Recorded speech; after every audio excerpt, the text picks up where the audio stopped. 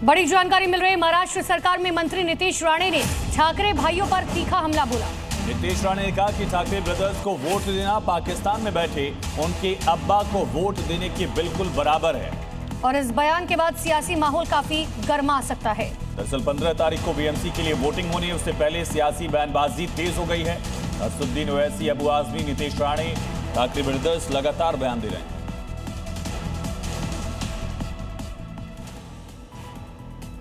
महाराष्ट्र के सिन्नर में तेज आवाज वाली बुलेट रेसर बाइक और पटाखे जैसे धमाके करने वाले साइलेंसर पर पुलिस ने सीधा बुलडोजर एक्शन लिया। तेज आवाज से आम लोगों की नींद और शांति खराब करने वाले मॉडिफाइड साइलेंसर लगी 38 बुलेट और दूसरे 2 व्हीलर एक कर पकड़े गए और फिर जो हुआ उसे सबको हैरान कर दिया। पुलिस ने जब्त किए गए साइलेंसर को सड़क पर रखवाया और उन पर रोड रोलर चला दिया।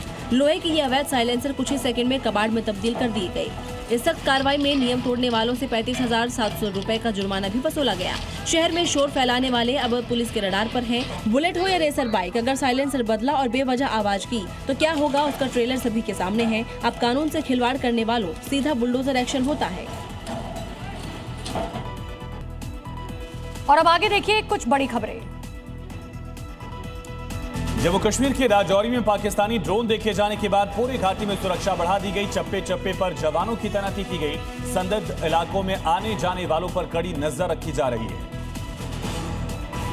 जर्मनी के चांसलर फ्रेडरिक मर्ज आज से 2 दिनों की भारत यात्रा पर रहेंगे। इस दौरान वो पीएम मोदी से मुलाकात करेंगे। अंतर्राष्ट्रीय पतंग महोत्सव में शामिल होंगे।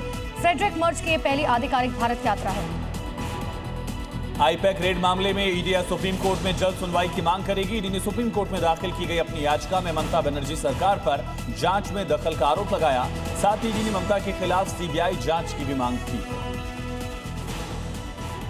महाराष्ट्र में स्थानीय निकाय चुनाव में ओबीसी आरक्षण को लेकर दायर याचिका पर सुप्रीम कोर्ट सुनवाई करेगा।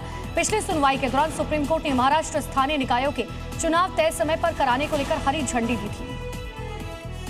स्वामी विवेकानंद जयंती के मौके पर मथुरा में आज आरएसएस हिंदू चेतना यात्रा निकालेगी, जिसका मुख्य उद्देश्य समाज में सांस्कृतिक और राष्ट्रीय चेतना को जागृत करना है। साथ ही यात्रा में शामिल होने वाले श्रद्धालुओं को जगह जगह पर उनका यहां स्वागत किया जाना है।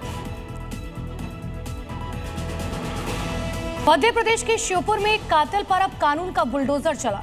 यहाँ प्रेम के नाम पर पति की हत्या करवाने वाली आंगनबाड़ी कार्यकर्ता और उसके प्रेमी को पहले सलाखों के पीछे भेजा गया, फिर अवैध आशियाने को बुलडोजर से कुचला गया। ये अवैध आशियाना कराहल आंगनवाड़ी कार्यकर्ता साधना पाठक और उसके प्रेमी मनीष जाटव का है, जिसने अपने ही पति की निर्मम हत्या कर दी थी। अब रिश्तों के कातिल के मकान पर प्रशासन का बुलडोजर गरज रहा है। अवैध मकान को अब मिट्टी में मिलाया जा रहा है। एक एक दीवारें ढाई जा रही हैं, मलबा गिरता जा रहा है। धीरे धीरे जेसीबी की मदद से पूरे मकान को ध्वस्त किया गया।